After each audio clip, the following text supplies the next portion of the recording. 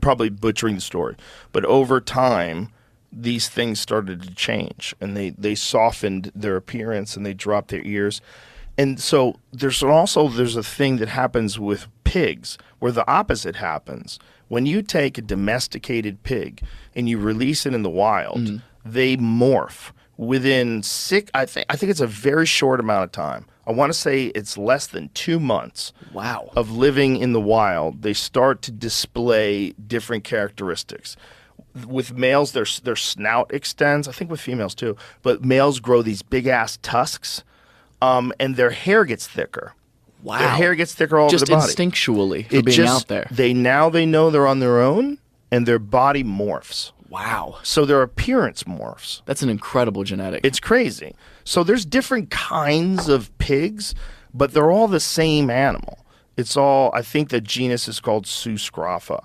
And that, when you see a wild boar, a lot of them could have descended from domesticated pigs. Like, because people have pig farms, and pigs get out, fences break, and the pigs get loose. And some of those pigs, they just keep having piglets, but they're wild pigs. Yeah. But they look like wild boars, like from, what you would expect from like some movie, right? That's what happens. Very quick evolution.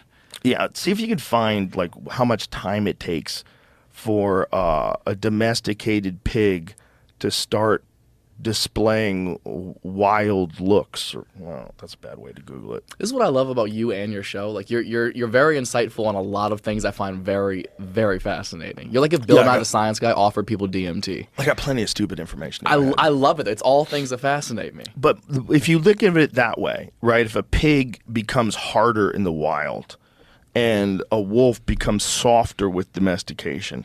If you just kept doing that and like softening it, like when you associate those little tiny fluffy dogs, what do you associate them with? Like some lady who's got a nice house and a nice car, and she's got a nice little fluffy dog that sits next to her. Yeah. Like they've taken that wolf and knocked it down to that over thousands of years. And it's funny that like the same thing happens to humans. I mean, like we got trapped inside for 2 years. Soften the fuck up. Yeah, it's all, and also society. Yeah. The needs of like society, especially society like ours, it's not engaged in war on our shores, where there's not like a physical threat of actual violence from the enemy. You tend to soften things up, and the same sort of experiment is going on with male human beings. Yeah, it's going on with dogs and wolves. I've heard that quote on this show so many times. Yeah. Hard times breed hard people. Hard people breed easy times. Easy times, easy people, or whatever it is. I'm paraphrasing. Yeah, hard times create hard men. Hard men create easy times. Easy times create soft men. Soft men create hard times. Vicious cycle. Yeah, it's normal. It's just they've known this forever. This is how humans work. From hog to wild hog, how a stealth gene transforms pigs into wild boars. Holy shit. A barnyard escapee can quickly resemble a feral hog, growing bigger and hairier in a matter of months. Isn't that wild? So that pig right there could have started out as a domesticated pig and got out, and it will turn into that wild-looking thing. Wow. Yeah, experts say the crisis is largely driven by people who trap and transport the animals so they can be hunted. Oh, wow. It may be the year of the rabbit, the pig, the feral pigs. Like, how long does it say? Yeah, it's Suscrapha. So that is millennia of chasing wild boars around the woods with spears. Homo sapiens finally got wise. Roughly 9,000 years ago, which is now in what is now eastern Turkey, our ancestors began domesticating the Eurasian boar, Suscrapha. By the time, so they were wild first, then they domesticated them. And they're like gremlins. You feed them at night. Yeah.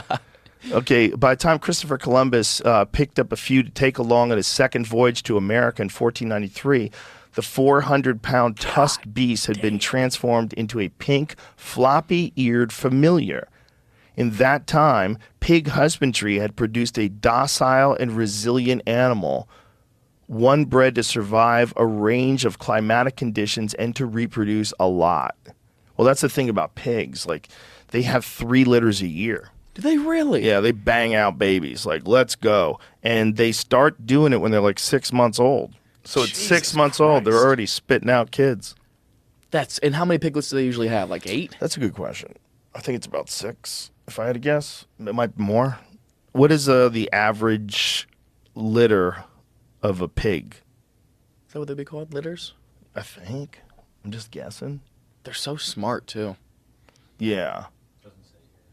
Average pig litter. Man, the amount of tabs you have open at this browser is so funny. It's just right now. 7.5. The average litter size is 7.5. It's not uncommon for a sow to have 12 to 14 pigs per litter. How do you have a half? Just one little midget?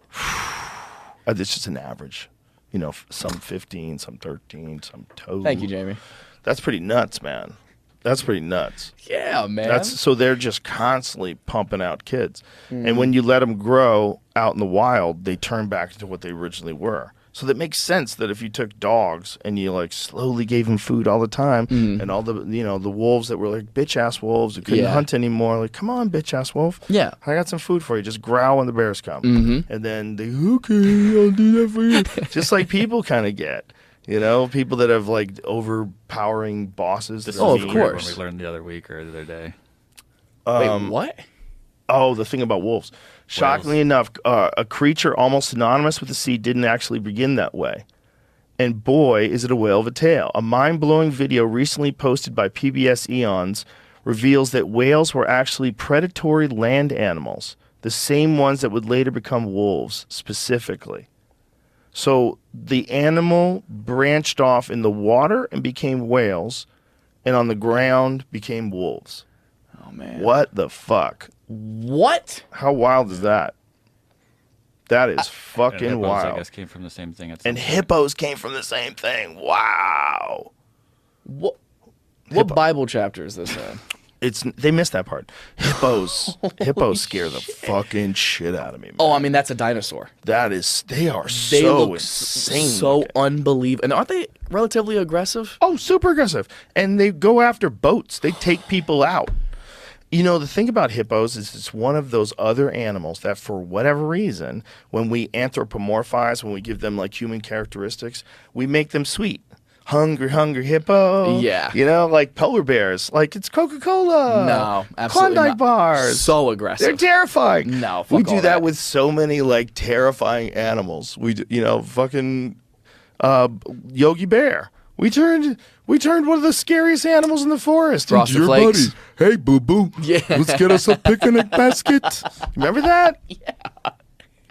Dude, Yogi Bear was like this sweetheart, and how many people grew up thinking bears were their friends because of that stupid shit? And then these dummies, you go out in the woods and you're like, oh no. Mauled to death. People used to look at bears for what they are.